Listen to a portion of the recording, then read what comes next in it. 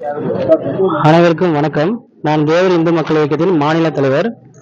திம்மராஜபுரம் பாளையங்கோட்டையில பசுமன் முத்துராமலிங்க தேவரின் உருவ படம் இருந்துள்ளது. அதை சில தேச விரோதிகள் பெட்ரோல் குண்டு போட்டு சேதப்படுத்தியுள்ளனர். அதை கண்டித்து 3 நாட்களாக மக்கள் போராட்டத்தில் உள்ளோம்.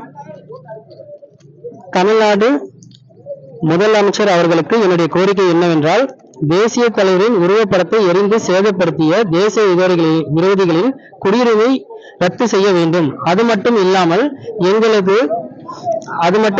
எங்களுக்கு மணிமண்டபம் கட்டி வெங்கல சிலை அமைத்து தர வேண்டும் என்றும் தேவர் இந்து மக்கள் இயக்கத்தின் சார்பாக கோரிக்கை வைக்கிறோம்.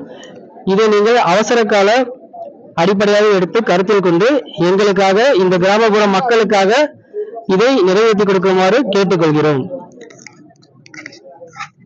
கோரிக்கை எங்களுடைய கோரிக்கைகள் 2 தான் சார்.